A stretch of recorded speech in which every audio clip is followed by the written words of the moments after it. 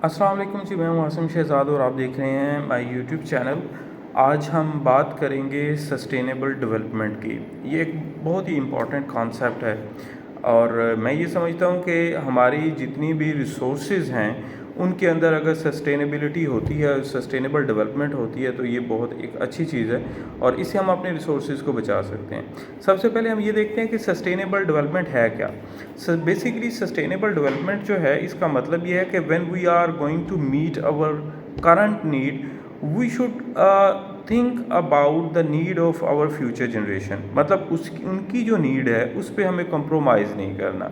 मैं आपको इसकी बड़ी छोटी सी एग्जांपल देता हूँ कि अगर हम इलेक्ट्रिसिटी प्रोड्यूस करना चाहते हैं ना, जो जैसे करंटली देखें तो डेवलपिंग कंट्रीज़ की एक बहुत बड़ी नीड है, जैसे पाकिस्तान है, तो उसमें हम क्या करते हैं, हमारे लिए एक बड़ा आसान तरीका है कि अगर हम कोल से इलेक्ट्रिसिटी बनाना शुरू कर दें। एक कारखाना लगाना है आपने और कोल से इलेक्ट्रिसिटी बनाना शुरू कर देनी है।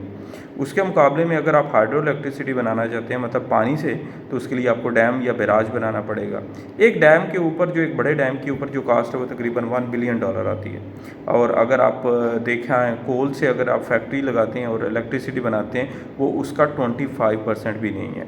तो बड़ा इजी है, कोल से बिजली बनाएं और अपनी ज़रूरत पूरी करें। लेकिन कोल क्या करेगी? कोल आपके माहौल को गंदा कर देगी, आपका इन्वायरमेंट इतना पोल्यूटेड कर देगी। आप चाइना को देख लें, बीजिंग को देख लें, कितनी पोल्यूटेड हैं वो सिटीज़। वो सिर्फ इसलिए एयर पोल्यूशन वहाँ पे बहुत ज़्यादा, क्योंकि चाइना ने कोल से बहुत इलेक्ट्रिसिटी बनाई है। तो यहाँ पर आती है सस्टेनेबल डेवलपमेंट कि आपने क्लीन सोर्सेज को यूज़ करते हुए अपनी ज़रूरतों को पूरी करना है। अच्छा, अब अगर आप कोल से इलेक्ट्रिसिटी बनाते हैं, आपने अपनी करंट नीड पूरी कर ली, लेकिन आपने क्या किया, आपने फ्यूचर जनरेशन के लिए एक गंदा इन्वायरमेंट आपने छोड़ दिया। ठीक है, पोल्यूटेड इन्वायरमेंट छोड़ दिया। तो sustainable development means when you are using the resources in such a way that you are not compromising the need of future generation, right. So इस तरह से हम क्या कर सकते हैं, हम सस्टेनेबल डेवलपमेंट कर सकते हैं। अब ये सस्टेनेबल डेवलपमेंट कहाँ कहाँ आएगी? ये हर वो उस जगह पर इम्प्लीमेंट होगी जहाँ पर नेचुरल रिसोर्सेज होते हैं। अब नेचुरल रिसोर्सेज कहाँ, कैसे? जैसे वाटर है, जैसे फॉरेस्ट है, ठीक है। इसके अलावा जैसे फॉसल फ्यूल है, इवन फॉसल फ्यूल जो है वो कर रहे हैं, क्या कर रहे हैं, वो भी इन्वायरमेंट को पोल्यूटेड करते हैं, but actually they are the need of a modern world. अब फॉसल फ्यूल के बगैर तो हमारी गाड़ियाँ नहीं चलेंगी दुनिया के अंदर। बेशक बहुत सारे कंट्रीज़ जो हैं वो इलेक्ट्रिक व्हीकल पॉलिसी वहाँ पर है और वो चलाते हैं गाड़ियाँ, लेकिन स्टिल फॉसल फ्यूल जो है वो एक बहुत इंपॉर्टेंट चीज़ है। तो वहाँ पर भी हम सस्टेनेबल डेवलपमेंट कर सकते हैं। अच्छा, फॉरेस्ट में सस्टेनेबल डेवलपमेंट कैसे हो सकती है?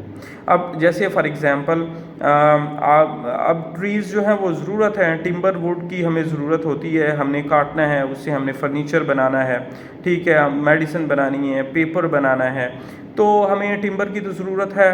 तो अब हम क्या करेंगे, क्या हम फॉरेस्ट को बचाने के लिए, रिसोर्सेज को बचाने के लिए क्या ट्रीज़ को काटना बंद कर देंगे? नहीं, ऐसा नहीं है। हम उसे काट सकते हैं, लेकिन क्या होता है कि जब आप एक ट्री काट रहे हैं उसके साथ आप एक छोटा सा प्लांट लगाएं, सेम उसी काइंड का, ठीक है, तो वो क्या होगा कि वो एक कुछ टाइम के बाद वो जो छोटा प्लांट है वो बड़ा हो जाएगा। आपने टिम्बर के लिए ट्री काट भी लिया, आपने अपनी ज़रूरत भी पूरी कर ली और सस्टेनेबल फॉरेस्ट्री भी होगी, ठीक है। ये एक चीज़। सेकेंडली ये है, और इसको किस तरह से करना है, इसको इस तरह से करना है, आपने ये देखना है कि वो ट्रीज़ की मैच्योरिटी टाइम क्या है। एक जगह पर अगर 30 ट्रीज़ लगे हुए हैं, 30, ठीक है, तो अब वो एक ट्री जो है वो 5 ईयर के अंदर उसकी मैच्योरिटी टाइम है, तो आपने एक ट्री काटने के बाद वहाँ पे जब दूसरा ट्री लगा रहे हैं, आपने एक छोटा प्लांट लगा दिया, तो अगले ट्री को काटने के लिए आपने कम से कम 1 या 2 साल का गैप देना है, ठीक है, ताकि उसका जो छोटे वाला जो ट्री है उसका वो अपनी मैच्योरिटी के करीब पहुंच जाए।